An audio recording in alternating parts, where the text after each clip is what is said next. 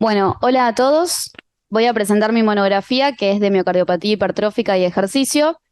La pregunta de mi monografía es si debemos ser más flexibles con el ejercicio en pacientes con miocardiopatía hipertrófica. Para empezar, vamos a contextualizar un poco. Históricamente, la miocardiopatía hipertrófica se consideró la principal causa de muerte súbita, sobre todo en atletas jóvenes, con lo cual se le dio a estas personas un enfoque restrictivo con respecto al ejercicio, con la consiguiente prohibición incluso del mismo. Es por esto que mi interés fue averiguar cuál es la real relación entre lo que es la miocardiopatía hipertrófica y la muerte súbita, así como también la relación de la misma con el ejercicio físico, para responder a la pregunta que les planteé al principio. Bueno, para empezar, la definición de miocardiopatía hipertrófica es hipertrofia ventricular izquierda mayor o igual a 15 milímetros en cualquier sector del ventrículo izquierdo, siempre recordando que no tiene que haber ninguna otra patología que justifique dicha hipertrofia, ya sea sistémica, metabólica o cardíaca per se. Con respecto a la epidemiología, es una patología que tiene una prevalencia de 1 en 200 y llega hasta 1 en 500 nacidos vivos. En población general es 1 en 500, pero se estima que si hiciéramos un test genético a toda la población, la prevalencia sería mayor, llegando a una prevalencia justamente de 1 en 200. Por el contrario, en población asintomática, la prevalencia es de 1 en 3000, o sea, es mucho menor. Algo que me parece importante destacar con respecto a la epidemiología es que el mayor riesgo de muerte súbita lo tienen los pacientes jóvenes, por lo general menores a 18 años, y de raza negra. Es una patología que tiene origen genético. Se hereda a través de un patrón autosómico dominante y lo que sucede es que tenemos mutaciones principalmente sarcoméricas. Hay variantes en los genes que expresan a proteínas del sarcómero en la gran mayoría de los casos, pero también pueden ocurrir variantes en genes de desmosomas o de canales iónicos. Algo que me parece relevante es que el hecho de que sea un patrón autosómico dominante hace que el simple hecho de tener un solo alelo mutado sea suficiente para que la patología se exprese. Estos son los genes que más frecuentemente se encuentran mutados, que son los genes que codifican para cadenas de miosina, troponina y o actina. Bien, algo muy importante o clave para entender esta monografía es que la miocardiopatía hipertrófica es una patología que tiene una penetrancia incompleta. Esto quiere decir que hay muchas personas que tienen el genotipo positivo, pero no expresan fenotípicamente la enfermedad. Y una frase que me pareció clave es que hay muchas variantes genéticas, que son las que yo les comenté recién, y hay factores de riesgo modificables, los cuales tienen papeles importantes en lo que es la posterior expresión del fenotipo de la miocardiopatía hipertrófica. Este es un cuadro en donde vamos a hablar de modificadores de enfermedad con el concepto que les introduje recién de penetrancia incompleta de la patología. Hay algunos modificadores que está claro que son modificadores negativos en cuanto al fenotipo de la patología. Entre ellos, la obesidad y la hipertensión arterial, principalmente diastólica, se asocia en sujetos con un fenotipo más agresivo. Por el contrario, hay modificadores que son positivos de la enfermedad, entre ellos el mavacamten, que es un fármaco que está en auge actualmente, que se utiliza en pacientes sintomáticos, refractarios al tratamiento médico convencional y mejora mucho los gradientes cuando tienen obstrucción del tracto de salida. Algo que yo me planteo, que es justamente el motivo de esta monografía, es en dónde ubicamos al ejercicio en esta población, si lo ubicamos como un modificador negativo o positivo de enfermedad.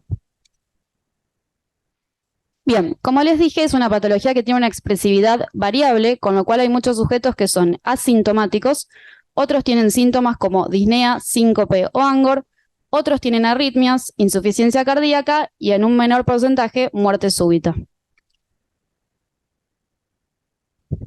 Para el diagnóstico necesitamos historia clínica y examen físico, electrocardiograma, ecocardiograma, resonancia magnética y o test genético.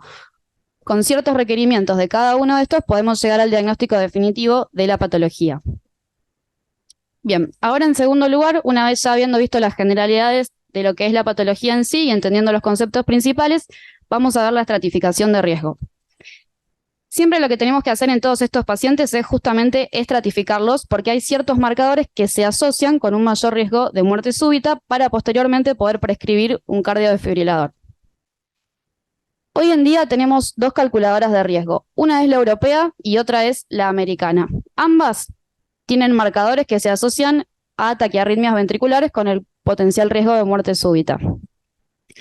Esta es la europea, que incluye dentro de sus marcadores la edad, la hipertrofia septal máxima, el diámetro de la aurícula izquierda, el máximo gradiente, la historia familiar de muerte súbita, taquicardia ventricular o síncope, que no se explique por otras causas. A partir de esto se genera un riesgo de muerte súbita a 5 años y la recomendación de implantación o no de CDI. Algo importante es que la calculadora ESC de ambos métodos es la más específica, pero la calculadora americana o de AJA es la más sensible, ya que se publicó en 2020 y lo que hace es agregar nuevos marcadores que se asocian con mayor riesgo de muerte súbita, que son la disminución de la fracción de eyección, el aneurisma apical y el realce tardío extenso de gadolinio. Entonces, una duda que nos surge, creo a todos en consultorio, es cuál de las dos guías usamos, porque en definitiva tienen métodos distintos o una incluye más marcadores que la otra. Es por eso que en 2022 la guía de prevención de muerte súbita intenta equiparar ambos modelos y propone un modelo similar al de la guía 2020 de AJA. La verdad es que son similares. Algo que me parece importante es que ya en el 2022 la guía europea de prevención de muerte súbita empieza a hablar de colocar un CDI incluso a partir de mutaciones sarcoméricas, patológicas o que se asocien con variantes de alto riesgo. Bien, a partir de esto a los pacientes los clasificamos en bajo riesgo de muerte súbita, moderado o alto riesgo. En el alto riesgo se considera o se recomienda la colocación del CDI, en el bajo riesgo no, y en el riesgo intermedio puede considerarse según estos marcadores que vamos viendo acá. En definitiva, la colocación está indicada en prevención secundaria, en todos aquellos que tengan un evento, así como también en pacientes con uno o más factores de riesgo mayores de muerte súbita. Algo que me pareció importante destacar es que en ninguna de estas dos calculadoras que yo les mencioné se incluyen a pacientes que sean deportistas o que realicen ejercicio. Ahora bien, ¿cuáles son las características más frecuentes de esta población? Lo que yo encontré en varios trabajos, sobre todo observacionales o retrospectivos, transversales, es que la mayoría de los pacientes tienen un índice de masa corporal mayor que el de la población general. Esto conduce a peor capacidad funcional, mayor fisiología obstructiva y mayor prevalencia de fibrilación auricular. Más de la mitad de los pacientes, una vez que tienen el diagnóstico de la patología, reducen el ejercicio o incluso lo suspenden porque creen que son portadores de una condición que los inhabilita por completo a realizar cualquier tipo de actividad física. Y está comprobado que estos pacientes suelen tener un consumo máximo de oxígeno menor que el de la población general, lo cual se asocia en el seguimiento a una menor supervivencia. Entonces, ¿qué es lo que yo me planteé? Yo me planteé la hipótesis de que el entrenamiento puede modificar de forma positiva el fenotipo en estos pacientes, yendo en contra de lo que se creyó siempre sobre la miocardiopatía hipertrófica, que a mayor ejercicio, mayor hipertrofia patológica y mayor cantidad de eventos de muerte súbita. Algo que me pareció clave para entender mi hipótesis es la penetrancia incompleta de la enfermedad y la expresividad variable de la misma, recordando siempre los modificadores positivos de enfermedad. En algunos modelos experimentales, el hecho de hacer ejercicio en edades tempranas evitó la fibrosis posterior, el desorden de los miocitos y la inducción de marcadores de hipertrofia. Ahora vamos a ver algunos trabajos que asocian el ejercicio con la miocardiopatía hipertrófica. El primero de estos es un trabajo de ejercicio de baja intensidad. Este es un estudio prospectivo en donde se inscribieron 20 pacientes adultos con miocardiopatía hipertrófica sintomática y lo que hacían era ir 2 veces por semana a un centro de rehabilitación cardíaca y se los seguía en el tiempo.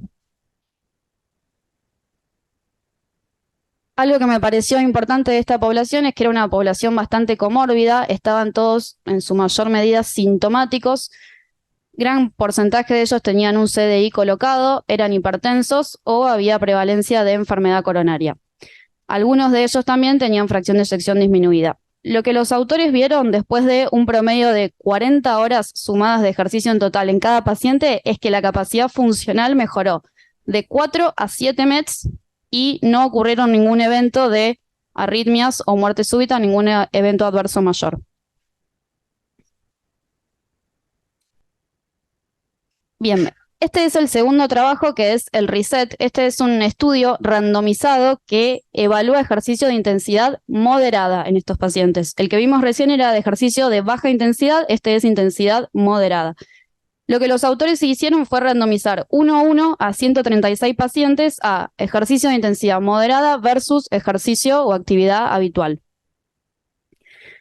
Algo que me parece importante es que la mayoría de estos pacientes eran obesos, como les mencioné al principio, que suele ser una característica de esta población, y lo que hicieron fue hacerles prueba cardiopulmonar a todos los pacientes y según la frecuencia cardíaca basal y máxima que cada uno alcanzaba, les prescribían la actividad física de forma individual a cada uno para llegar a un ejercicio de intensidad moderada. El punto final primario fue el cambio en el VO2 pico a la semana 16 de seguimiento. Como puntos finales secundarios, calidad de vida, rendimiento al ejercicio, remodelación cardíaca. Como eventos adversos mayores, muerte, muerte súbita reanimada, descarga de CDI o taquicardia ventricular sostenida. Y algo que me parece importante es hablar de cuáles fueron las limitaciones que básicamente no incluyeron a ningún paciente de alto riesgo en el estudio. Lo que ellos vieron es que después de 16 semanas de seguimiento hubo un aumento significativo en el VO2 pico en todos los pacientes que realizaron ejercicio de intensidad moderada, que en total fue un aumento absoluto del 6%, no fue lo que esperaban realmente que fuera más, pero bueno, sí fue significativo con respecto a los que hacían su actividad diaria habitual. No hubo ningún cambio en cuanto a la remodelación cardíaca. Los eventos adversos como taquicardia ventricular, fibrilación auricular, síncope no fueron distintos entre ninguno de los dos grupos, con lo cual ellos concluyen que el ejercicio de intensidad moderada da como resultado un aumento estadísticamente significativo pero pequeño en la capacidad de ejercicio a las 16 semanas, sin eventos adversos mayores como muerte, muerte súbita reanimada, descarga de CDI y o taquicardia ventricular. Este es el tercer trabajo, que acá ya pasamos a lo que es ejercicio de alta intensidad. En los otros dos vimos baja intensidad y moderada intensidad. Este es un estudio observacional en donde compararon 106 pacientes con miocardiopatía hipertrófica que hacían deporte de alta intensidad con 101 pacientes sedentarios. Algo que me parece importante es que toda esta población era de bajo riesgo. Lo que hicieron fue hacerles a todos los pacientes ecocardiograma y resonancia magnética y compararon ambos parámetros.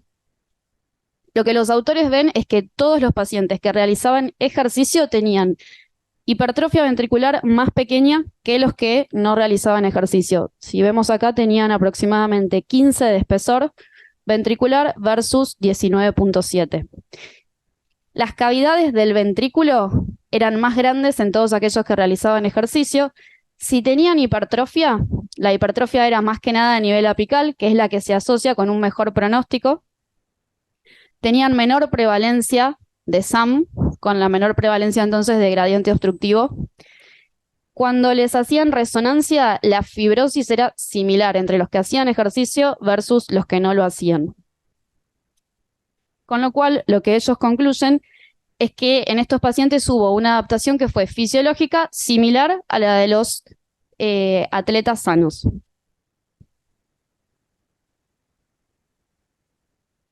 Por último, hablando de trabajos de ejercicio, este es un estudio que se publicó recientemente en mayo en JAMA, que evalúa a deportes de alta intensidad. Es un estudio prospectivo con un diseño de no inferioridad.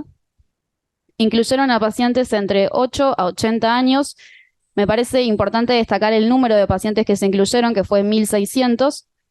Eran pacientes que tenían fenotipo positivo o solo la enfermedad genética, excluyeron a los que estaban en clase funcional 4 y los dividieron en 3 grupos. Pacientes que hacían actividad o que tenían actividad sedentaria, ejercicio de moderada intensidad y pacientes que hacían ejercicio vigoroso. Tuvieron un tiempo de seguimiento de aproximadamente 2 años. El outcome fue muerte, muerte que tuvo que ser reanimada, síncope de origen cardiogénico o choque apropiado del CDI. Lo que ellos destacan es que a la mayoría de estos pacientes en el estudio se les había recomendado suspender el ejercicio o solo realizar actividades ligeras. Algo que quiero destacar es que los que hacían deporte vigoroso también eran deportistas competitivos o de élite. También destacar que este es uno de los pocos estudios que incluye a población joven. Como les dije al principio de la presentación, suelen ser los que más se asocian a eventos de muerte súbita. Como limitante, la mayoría de los pacientes eran de raza blanca, que vimos al principio que los que más tienen por ahí prevalencia de muerte súbita son los de raza negra. Y algo que también me parece clave es destacar que era una población bastante comórbida. Los otros trabajos que yo les mostré, por lo general, solían excluir a todos los pacientes que tienen alto riesgo de muerte súbita. El LIB-HCM, que es este trabajo, los incluye, lo cual me parece un dato favorable. Muchos de ellos tenían síncope, casi más del 40% tenían un CDI colocado, muchos de ellos tenían gradientes tanto en reposo como en el ejercicio.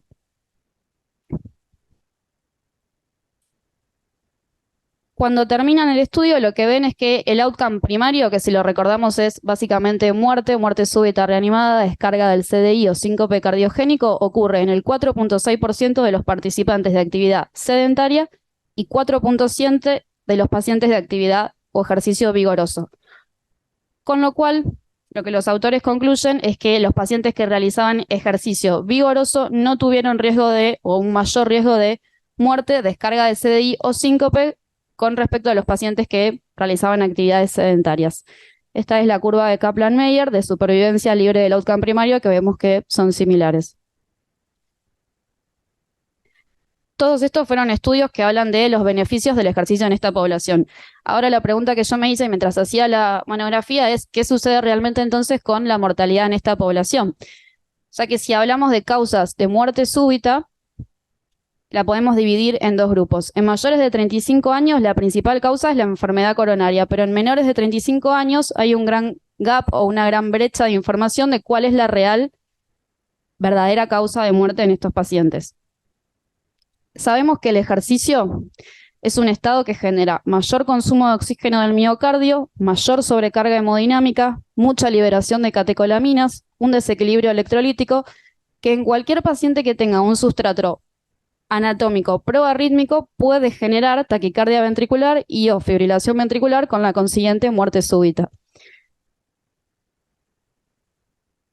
Entonces, sabiendo esto, nos encontramos frente a lo que yo llamo la paradoja del ejercicio, porque el ejercicio puede aumentar el riesgo de muerte súbita, incluso en cualquier deportista, por el efecto de las catecolaminas, versus el ejercicio reduce de por vida el riesgo de muerte súbita. Entonces acá me parece que es donde todos nos hacemos la pregunta de ¿qué hacemos entonces? Traigo acá para comentar uno de los primeros trabajos que se hizo, que fue publicado por Maron en 2006, que es uno de los que más publica y más ha estudiado la miocardiopatía hipertrófica, en donde ellos informan que en todo el estudio lo que ellos encontraron es que la miocardiopatía hipertrófica fue la principal causa de muerte súbita en un 36% de los casos. Entonces, a partir de este trabajo, que fue como el pionero en lo que es muerte súbita, las recomendaciones empezaron a ser restrictivas con respecto al ejercicio en esta población. Esto que les marqué acá es de las normas Bethesda, que son unas normas que se publicaron en Estados Unidos, y esto de acá abajo son las recomendaciones del 2014 de la guía de cardiología de la Sociedad Argentina de Cardiología de Miocardiopatía Hipertrófica, que si lo leen con atención, lo que dicen es que la miocardiopatía hipertrófica es la principal causa de muerte súbita y que a los pacientes se los debe desalentar en la participación de deportes y solo pueden realizar deportes de intensidad baja como golf o bowling. Esto se publicó en el 2014, hace casi 10 años atrás, y estas son las normas Bethesda que se publicaron en la época de los 90. Entonces, hasta acá este es el contexto en el que estaban o están estos pacientes actualmente. La pregunta que yo me hice es si este es el mismo escenario hoy en día. La verdad es que en la literatura lo que encontramos es que hoy en día hay una proporción mucho más baja de muertes atribuibles a la miocardiopatía hipertrófica, probablemente relacionado con una estratificación de riesgo más eficaz y el uso de CDI. Esta es este es un gráfico que compara la mortalidad en las primeras cohortes descriptas de miocardiopatía hipertrófica, que la mortalidad llegaba hasta el 6% por año, y hoy en día es del 0,5% por año, siendo la principal causa de muerte en esta patología la insuficiencia cardíaca y no la muerte súbita. Estos son otros trabajos que encontré. Este es el de Maron, que es el primero que les mostré, que era retrospectivo y que la principal causa era la miocardiopatía hipertrófica, y por el contrario, todo el resto de los siguientes trabajos, ya sean retrospectivos, prospectivos o incluso metaanálisis, informan que la principal causa es el síndrome de muerte súbita arrítmica en corazones estructuralmente normales, probablemente relacionado con canalopatías, y que el riesgo de muerte súbita para los atletas con miocardiopatía hipertrófica que realizan actividad física está en el rango de 0,03 a 0,1% por año, lo cual es muy bajo. Este es un trabajo que me pareció importante destacar porque si bien es retrospectivo, tiene un periodo de seguimiento bastante largo. Ocurrieron 53 eventos de muerte súbita y cuando los autores van al trabajo a buscar de qué mueren los pacientes con miocardiopatía hipertrófica, encuentran que la mayoría de las muertes ocurren durmiendo, en el descanso o en la actividad ligera, no así en el ejercicio. Entonces, ¿cuáles son las recomendaciones actuales? Primero, me parece importante volver al comienzo de la presentación y entender que la miocardiopatía hipertrófica es una patología con una expresividad variable. Entonces, podemos tener pacientes que solo tienen el gen y no expresan la enfermedad fenotípicamente, otros que tienen fenotipos leves, fenotipos moderados o incluso fenotipos severos. Lo que tenemos que hacer hoy en día es una toma, o lo que recomiendan las guías, una toma de decisiones compartidas, primero realizando una evaluación inicial para posteriormente prescribir el ejercicio físico. Siempre a la hora de prescribir ejercicio, recordar con qué frecuencia, con qué intensidad, durante cuánto tiempo y qué tipo de ejercicio realizar el paciente. Recordar que en todos tenemos que hacerles pruebas cardiopulmonar siempre que no esté contraindicada, porque esto nos determina la intensidad del ejercicio y a partir de esto podemos prescribir la actividad física. Esta es una tabla que me pareció importante, que después en la discusión la podemos charlar mejor, que es cómo se considera a cada ejercicio según la intensidad, bajo, moderado o alto riesgo. Y finalmente, estas son las recomendaciones actuales en esta población. Esto es la guía de cardiología del deporte y esto es la guía americana de miocardiopatía hipertrófica. Lo que las guías actuales nos dicen es lo siguiente: ejercicio de alta intensidad, incluso competitivo, puede ser considerado en pacientes asintomáticos sin ningún marcador mayor de riesgo con la patología. Para la guía europea de cardiología es una indicación 2A con un nivel de evidencia C, y para la guía americana de miocardiopatía hipertrófica el ejercicio de alta intensidad también puede ser considerado. Ellos acá no hablan de marcadores mayores de riesgo, pero sí es en individuos con un fenotipo leve. El ejercicio de baja a moderada intensidad debería ser considerado en aquellos pacientes que tienen algún marcador mayor de riesgo, con un nivel de evidencia 2B, en comparación a la guía americana, que por ahí tiene un nivel de evidencia 2A. Lo que ellos dicen es que todos los pacientes que tengan un genotipo positivo, fenotipo negativo, pueden participar en cualquier tipo de deporte y no hay restricciones, que el CDI con el solo propósito de la competición no está recomendado. Una pregunta que yo me hice, que me parece para discutir, es si bien los pacientes pueden tener un genotipo positivo y no expresar la enfermedad, o sea, un fenotipo negativo, lo que dicen las guías es que se puede considerar la participación en todos los deportes. ¿Qué hacemos con aquellos genotipos que son de alto riesgo o que se asocian a muerte súbita en el seguimiento? Y esto es una recomendación de ejercicio que yo hago y que podemos tomar o tener en cuenta en el hospital, en donde a todos los pacientes lo que hay que hacer es calcular el riesgo de muerte súbita, ¿sí? A partir de esto, clasificarlos en bajo, moderado o alto riesgo de muerte súbita. Ver en un ecocardiograma qué gradientes tienen estos pacientes, si no tienen gradientes, si tienen gradiente moderado o severo. ¿Cuál es la respuesta de la presión arterial al ejercicio? Si es una respuesta normal, si es una respuesta atenuada o incluso si cae la tensión arterial en el ejercicio. Si hay algún tipo de arritmia inducida en la prueba cardiopulmonar y la intensidad del ejercicio posteriormente a prescribir. Alta, moderada o baja intensidad. En conclusión, yo creo que hay poca evidencia sobre la restricción sistemática del ejercicio en todos los pacientes. Creo que la mayoría de los pacientes desean realizar ejercicio solo para mantener un estado físico y un bienestar emocional, como me parece que queremos hacer la mayoría de nosotros, y que no todos quieren ser deportistas competitivos, que la muerte súbita hoy en día es un evento con baja incidencia y que me parece que con todo esto que les comenté, se está cuestionando la verdadera relación con el ejercicio. Y que me parece que todavía tenemos mucho aún por descubrir de la patología. Con lo cual, esta es la diapositiva que yo les presenté al principio de cuáles son los modificadores positivos o negativos de la enfermedad. Me parece que el ejercicio lo podríamos ubicar dentro de los modificadores positivos del fenotipo. Y para responder a la pregunta de la monografía de si debemos ser más flexibles con el ejercicio, yo creo que francamente sí debemos serlo, teniendo en cuenta siempre un enfoque más flexible e individualizado de cada paciente. Gracias.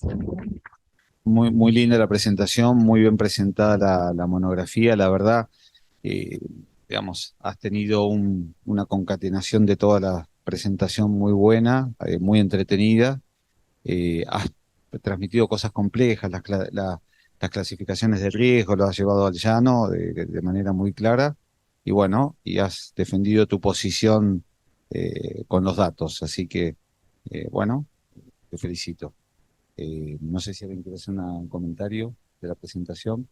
Felicitaciones, la verdad que me gustó mucho, me pareció muy interesante el tema, está muy en boga, no solo para la hipertrófica, sino para un montón de patologías. Después podemos tener algunas impresiones particulares sobre el tema, pero lo que me pareció del tema y de cómo lo presentaste y de las diapositivas, la verdad que excelente, te felicito. Bueno, lo mismo, Florencia, pero te lo quiero decir. Me pareció que primero esto fue sin duda un gran esfuerzo y una gran búsqueda bibliográfica, muy bien analizado todo, muy bien presentado, totalmente comprensible, muy bien, bien hecho. Gracias. Sumo a los halagos, me pareció muy bien, pero debo reconocer una cosa. Me sigue quedando la misma duda que tenía antes de la presentación de la monografía. Hay pacientes a los que decididamente no les indicarían actividad física, que son aquellos pacientes que tienen alguna forma de patología severa, a pesar de que vos te encargaste de decir que la mayoría mueren en reposo o durmiendo o con actividad leve. Sin embargo, cuando se muere un paciente nuestro que tiene una cardiopatía hipertrófica haciendo pesas, la verdad que nos sentimos culpables igual. Pero la duda que me queda, o mejor dicho, la certeza que me queda es que los pacientes que tienen poca manifestación somática, o sea que con un fenotipo bajo, soy flexible como vos sugerís. A los pacientes que están en el otro extremo, soy rígido y le digo que no. Pero me queda un gran bache en el centro que me parece que vos lo describiste bien. Lo que pasa es que ese bache es tan grande que al menos a mí me dejan las mismas dudas que tenía previamente. Sin desmerecer, por supuesto, la búsqueda bibliográfica y el esfuerzo que significó el trabajo. Pero para ratificar lo que ya dije, por si no quedó claro, ese enorme gap en el medio, que es mucho más grande que los extremos, a mí en lo personal me sigue generando dudas y sigo siendo, para decirlo de alguna manera elegante, cuidadoso con la actividad física. Primero, me parece clave que en realidad todos los pacientes pueden hacer ejercicio. No es que haya una restricción a decir que no hagan ningún tipo de ejercicio. Lo que hay que ver es qué tipo de ejercicio pueden hacer según el fenotipo, que es lo que yo planteé acá. Si tenemos un fenotipo más leve, uno moderado o uno severo. Pero la indicación de ejercicio debería estar en todos. Incluso los fenotipos de alto riesgo deberían hacer ejercicio de baja intensidad. Pero no es que hay una restricción en decirles no podés hacer ningún tipo de ejercicio. Por el contrario, lo que plantean es que sí se puede, pero adaptado individualmente a cada paciente según su fenotipo. Entonces, por ejemplo, yo creo que el mayor gap está en el riesgo intermedio, porque el fenotipo leve creo que no hay dudas, o al menos estamos avalados por guías a que puedan hacer incluso un ejercicio competitivo. porque son pacientes que cuando uno los estratifica tienen un bajo riesgo de muerte súbita, no tienen gradientes en el ecocardiograma, la respuesta de la presión en una prueba cardiopulmonar es normal, no tienen arritmias inducidas. Entonces, por guía, que acá lo voy a marcar, los pacientes sin ningún marcador mayor de riesgo pueden realizar incluso deportes competitivos. Ahora, creo que el mayor gap podría estar acá, en los de fenotipo moderado, porque me parece que en el que es un fenotipo de alto riesgo, está claro que uno ahí va a ser un poco más restrictivo, pero sin decirles que no pueden hacer ejercicio, sino que sí pueden hacer, pero ejercicios, como dice acá, de baja intensidad. Si vemos acá, los ejercicios de baja intensidad no es solo salir a caminar y nada más, sino que hay algunos que se pueden hacer adaptados a su clase funcional. Entonces, creo que es clave en todos hacer una buena estratificación, un ecocardiograma, una prueba cardiopulmonar, y a partir de eso ver cómo se comportan y prescribir la actividad física. Un par de comentarios. No sé si decir que estuvo muy bueno, porque a lo mejor es como medio exagerado, Florencia, pero bueno, estuvo muy bueno realmente. Un par de cositas. Vos no solamente planteaste el hecho de que si a uno si el paciente te pregunta, ¿puedo hacer ejercicio? Que sería una pregunta, sino que tiraste la pelota más afiada todavía. Debe hacer ejercicio. Sí. Todos nosotros llegamos a esta reunión ya con una cierta idea de que habría que ser más flexible para indicar el ejercicio, para facilitar, para que pueda hacer ejercicio, pero vos todavía fuiste más allá. Puede hacer ejercicio. Sí. O mejor dicho, debe hacer ejercicio porque con eso va a mejorar su cardiopatía. Bueno, es desafiante. Todavía me parece que habrá que confirmar un poquito ese punto. Pero esto, en definitiva, cuando se tira la pelota más lejos, que la pelota que está más cerca es más firme en cuanto a la indicación. Así que me pareció que eso fue realmente desafiante. El segundo punto es el sesgo que ocurre, y que vos lo planteaste muy bien, cuando uno va en los primeros estudios, donde se decía que una parte importante de las muertes súbitas en los atletas era por miocardiopatía hipertrófica. Sí. Pero esto evidentemente genera un sesgo, porque eso es una cosa, pero ir al revés, es decir, de la muerte, de la miocardiopatía hipertrófica a la probabilidad de muerte súbita, hay una gran diferencia. Totalmente. Y se produjo, ya te dejo, sí. Y se produjo una especie de se concluyó que porque el hallazgo entre los que se morían en forma súbita los atletas tenían miocardiopatía hipertrófica, eso hacía que todas las miocardiopatía hipertróficas se murieran, y vos señalaste con mucha claridad que claramente no es así. Este es un sesgo que ya lo vimos en otras cosas y que siempre es... Claro, y acá el doctor Luciano Luca me está, como él ya varias veces lo señaló, señalando el sesgo que ocurre, por ejemplo, en otras patologías que son como la miocardiopatía, como el miocardio no compacto. Y el último punto, y ya me hincho más con esto, bueno, vos dijiste, los criterios que tenemos para estratificar el riesgo son lo que tenemos que aplicar, más o menos, ¿no? Son lo que tenemos que aplicar cuando lo facilitamos o no la indicación del ejercicio. Básicamente los mismos criterios que usamos en cuanto a la severidad de la fenotípica y en cuanto a algunas pruebitas, la hipotensión del anterior, manejémonos más o menos con ese criterio y tratemos de ser mucho más liberales. Creo que esas 4 conclusiones yo las comparto, y tengo un poquito más de dudas acerca de qué tan firme es el hecho de que es un mejorador de la miocardiopatía hipertrófica, pero seguramente las cosas que son desafiantes son para ser chequeadas en el futuro.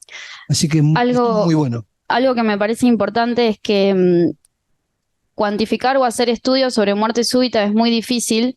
De hecho, si vamos a ver cómo están hechos los estudios, hay muy pocos en donde lo que hacen es hacer autopsias de anatomía patológica. Creo que la principal crítica al trabajo de Maron, que es a partir del cual se restringe sistemáticamente el deporte, es que muchos de los pacientes que ellos captaban para el estudio eran a partir de encuestas, de informes voluntarios. Digamos, no era que a todos los pacientes les hacían autopsias y certificaban la muerte súbita. Con lo cual me parece que ese ya es un sesgo bastante importante, porque es difícil realmente tener anatomía patológica de todos. En segundo lugar, hay pacientes que se incluyen en estos estudios simplemente por el hecho de ser deportistas, no necesariamente que hayan muerto durante la actividad deportiva, con lo cual creo que ahí hay otro sesgo también importante. Es decir, si alguien, por ejemplo, juega al fútbol, por el simple hecho de jugar al fútbol y tener una muerte súbita, era incluido dentro de muerte súbita en población atlética, sin tener relación con el momento de hacer ejercicio per se. Por otro lado, en tercer lugar, la definición de muerte súbita es distinta a veces para cada país. Hay países que consideran la muerte súbita exclusivamente cuando se está realizando el ejercicio, otros hasta 1 hora después y otros hasta un día después de terminada la práctica deportiva. Con lo cual ahí me parece que hay otro sesgo de a qué pacientes incluimos realmente en cada estudio. Y por supuesto creo que el sesgo principal de este trabajo es que fue retrospectivo. No sé si eso responde. Yo quería hacerte un comentario, Sí. Florencia. Me pareció muy clara la presentación. Un poco volviendo a lo que decía el doctor Cajide recién. Lo que nos quedó a todos claro, parece que el paciente puede hacer algún tipo de ejercicio, prácticamente la totalidad de los pacientes Sí. que fueron incluidos en los estudios. Falta los que están obviamente en clase 4, pero la mayoría de los pacientes, o casi la totalidad, puede hacer ejercicio. Ahora, con respecto al beneficio, los estudios que vos mostraste, si no me Sí. equivoco, que mostraban que los pacientes que hacían ejercicio tenían mejores parámetros ecocardiográficos, les decía mejor, son trabajos observacionales.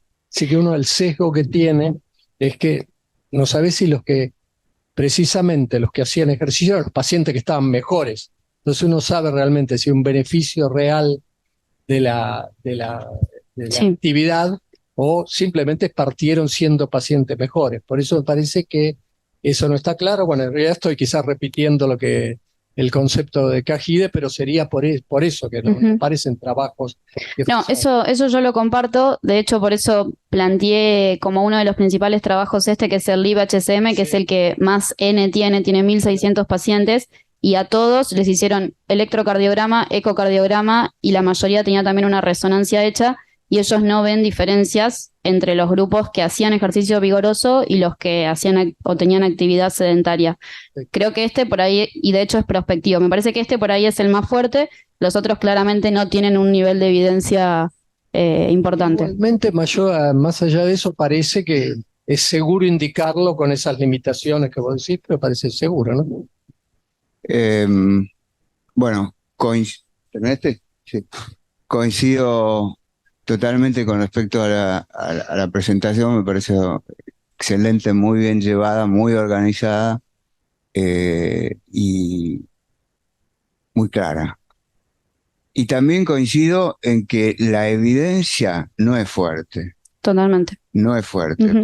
Para recomendar ejercicio per se, como para decir esto va a mejorar la condición estructural de la micropatia hipertrófica, no es contundente, es solamente orientativa, porque los primeros son, como dijo César, estudios de casuística que vos podés estar seleccionando y las diferencias vienen a partir de cómo hiciste la selección. La randomización tampoco es fuerte, es una randomización abierta, etcétera.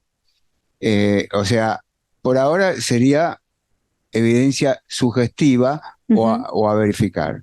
Segundo punto, me parece muy buena la conclusión de que no hay que bloquear a esta gente de que pueda hacer ejercicio, porque como vos bien dijiste, el 60% son obesos, o sea, ellos por la restricción agregan Más factores de riesgo, tal cual. necesario. Sí. Entonces hay que recomendar el ejercicio. Me parece muy bien. La estratificación es muy clara de cómo estratificar a un enfermo para recomendar o no.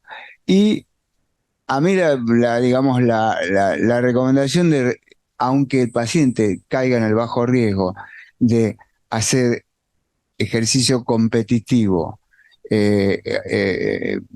no, digamos, quedaría para mí restringido, muy restringida esa indicación. Ujú. Pero hacer ejercicio no competitivo, aeróbico, que mejore capacidad funcional, que mejore otros factores de riesgo, me parece como la frutilla, digamos, de toda esta presentación. Esto es muy importante.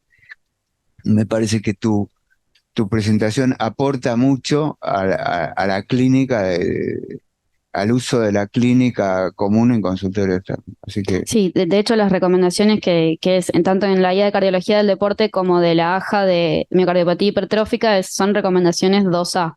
O sea, en ninguna tenemos una recomendación 1 o 1A y el nivel de evidencia siempre es C. Que si bien yo creo que el nivel de evidencia C es consenso de expertos, yo creo que todo en esta patología fue siempre de consenso de expertos, o la mayoría de las cosas surgieron a partir de consenso de expertos, pero a pesar de eso la mortalidad se redujo de un 6% a un 0,5% basado en estudios hechos con nivel de evidencia C, o sea, con consenso de expertos. Hoy en día creo que la mortalidad es del 0,5 y no hay grandes estudios o un estudio randomizado una preguntita, los que tienen CDI, está acá. para el cálculo de muerte súbita, si los golpes del CDI, ¿cómo se cuentan? O sea, se cuenta como están excluidos. ¿Cómo? Como evento, es un evento. O sea, la reducción esa no se debe a la mayor tasa de CDI. Esa es la pregunta. Es como un evento. En algunos. Sí. No, sí, están excluidos, sí. Santiago del Castillo está ahí, que es el tutor de la monografía, quería hablar. A ver. Santiago. Hola a todos. Bueno, Flor, yo con un poco el sesgo de haberte acompañado todo el camino que vos hiciste de tomografía, felicitarte por la presentación hoy, pero también por ese camino, porque yo un poco te acompañé y vi todo lo que vos fuiste pasando, cómo llegaste a la pregunta, todo lo que leíste para pulir un poco esa pregunta, cómo seleccionaste todos los artículos que leíste, porque acá mostraste creo que, no sé, 10% de todo lo que vos leíste, con una lectura crítica, así que la verdad que hoy en la presentación se vio muy bien todo el camino que vos hiciste y yo te quiero felicitar por eso. Y un poco hablando del tema, creo que gran parte también del problema es que los scores de riesgo que tenemos hoy, que vos lo mostraste muy bien, el más importante, el de la baja y el europeo, son scores y los scores a veces fallan. Hoy, por poner un ejemplo, hoy en el medio de la recorrida acá en San Justo, al médico que está de interno lo llamó la mamá de un chico de 23 años. Su hijo tenía miocardiopatía hipertrófica y ayer lo encontraron muerto en la cama. Era un chico que Mauro venía viendo para colocarle un CDI, pero todos los scores le decían que no lo tenía que colocar, tenía 3% para los dos scores, para el europeo, para la baja, muy parecidos, pero tenía extrasistolia ventricular frecuente, no tenía arritmia ventricular, pero a él no le gustaban esas extrasístoles. Es decir, los scores a veces fallan. Fue una tragedia, obviamente, súper consternado. Volvimos a calcular los scores recién hace un ratito, los scores le dieron para bajo riesgo, y sin embargo, bueno, el chico falleció. Creo que los scores son scores, sobre todo los de bajo y los de moderado riesgo, uno donde obviamente pone más el foco porque uno no quiere que estas cosas pasen, y tal vez, y eso bueno, le voy a dar la palabra a Diego y a Rocío a ver qué opinan, tal vez la genética para estos escenarios nos pueda ayudar, si encontramos genes de alto riesgo. ¿Y a qué voy con esto? ¿Qué relación tiene con tu presentación? Creo que si pulimos mejor el score, cómo estratificamos el riesgo en estos pacientes, tal vez estemos más confiados, más seguros en indicar deporte, y por ahí podemos ampliar todavía más la indicación de deporte que vos mostraste, que claramente en los últimos años fue creciendo. Así que nada más, de nuevo, felicitaciones. Gracias, Santi. Sí. Una preguntita. Sí. A mí también me gustó mucho, obviamente, tu presentación. Y yo quería recalcar un poco el estudio último que vos presentaste. El IVA-HCM.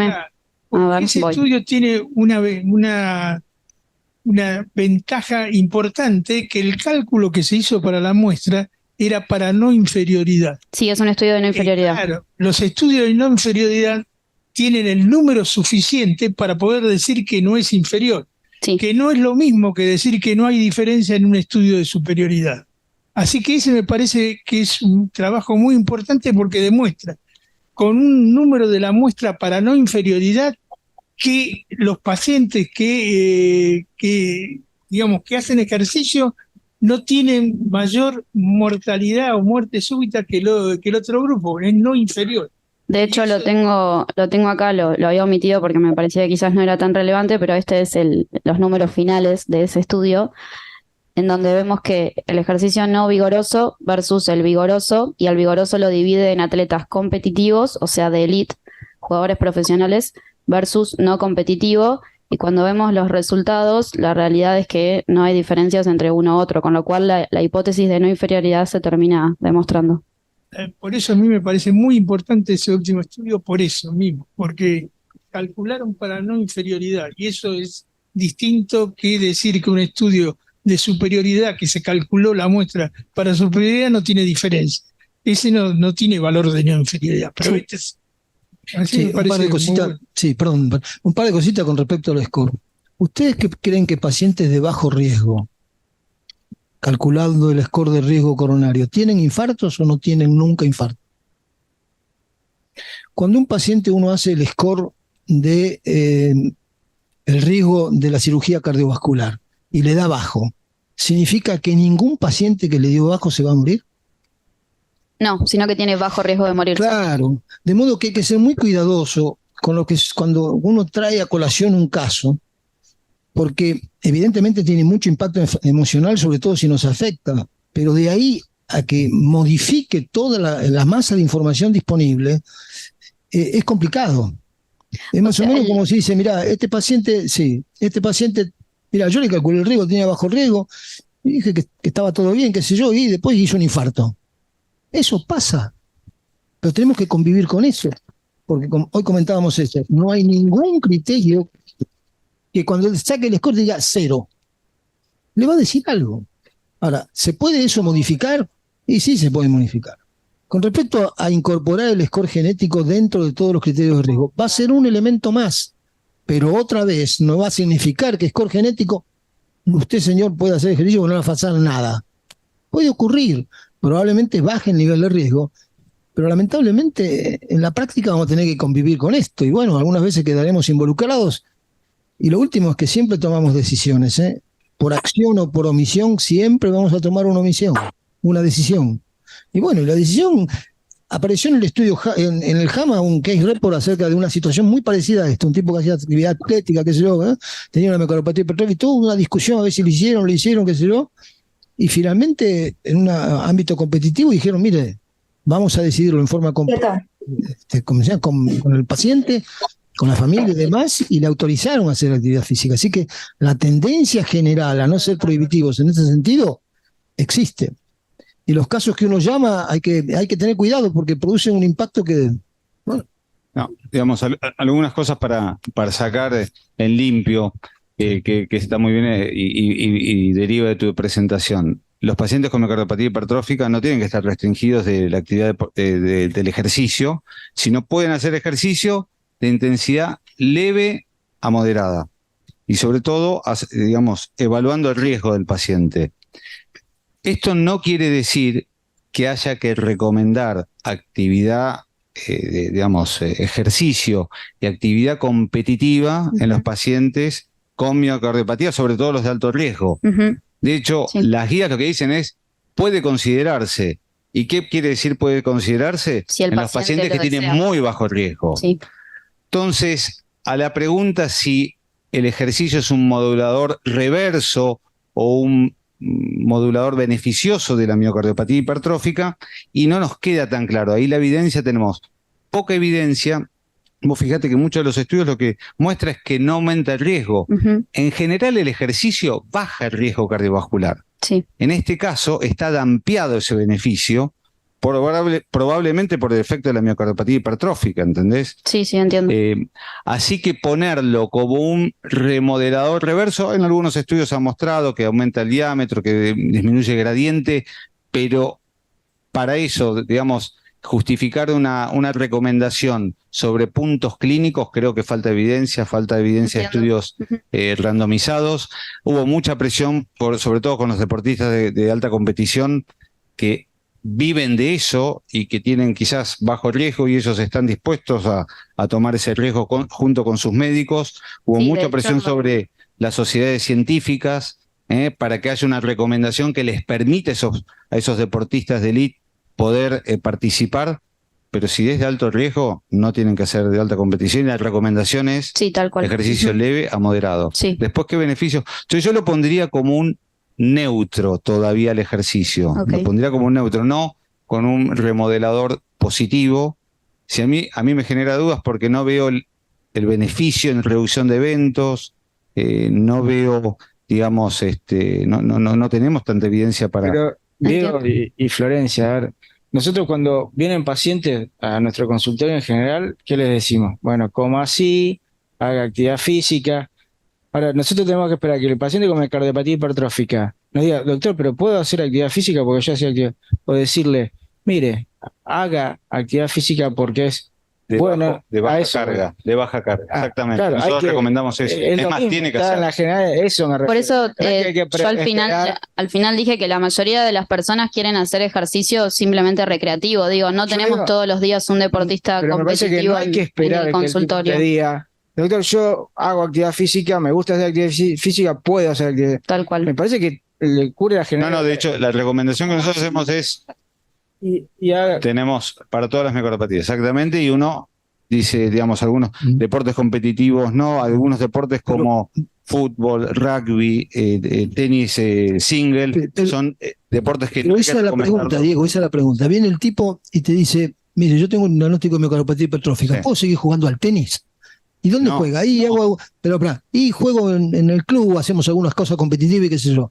No, No sé, no sé. Si el, Pero, dijo Florencia, puedo- esto es muy interesante, si ciertas condiciones fenotípicas son favorables, algunas localizaciones de la hipertrofia, siga jugando.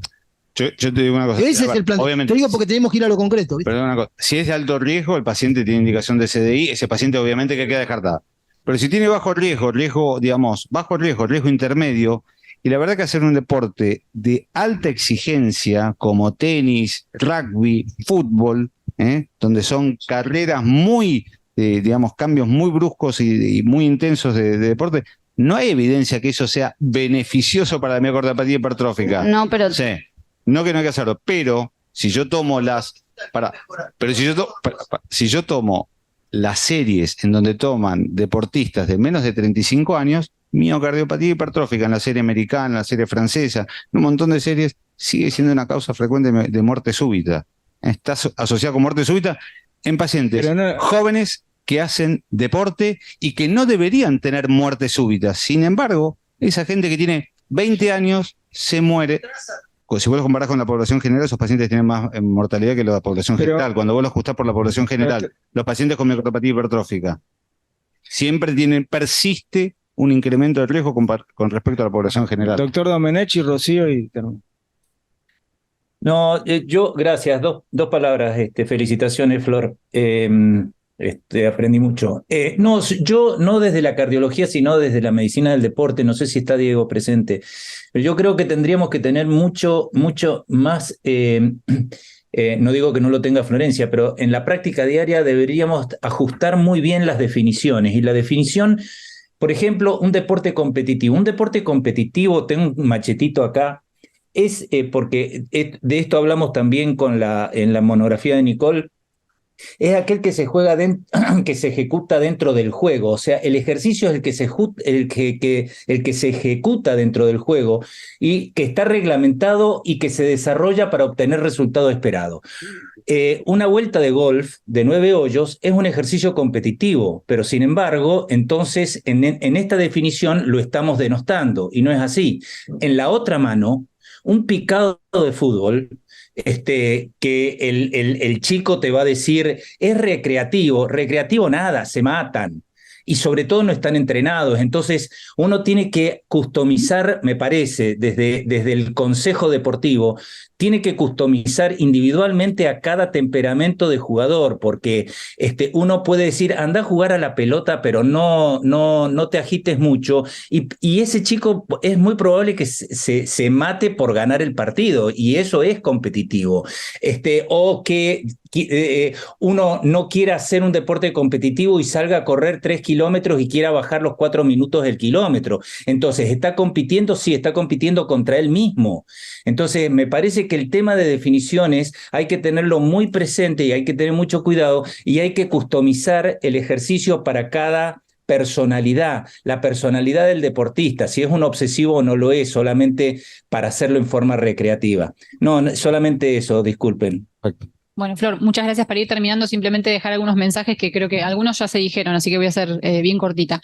Primero, creo que es importante que entendamos que la miocardiopatía hipertrófica es una entidad muy heterogénea, ¿sí? Que cuando uno se para frente a un paciente con miocardiopatía hipertrófica, no son todos los pacientes claramente iguales, y como decía el doctor Cajide, y como dijeron casi todos los colegas, incluso vos, la distribución de la hipertrofia, el tipo de ejercicio, es decir, de todo eso va a depender un poco la posición que uno tome con respecto a la restricción más o menos severa del deporte.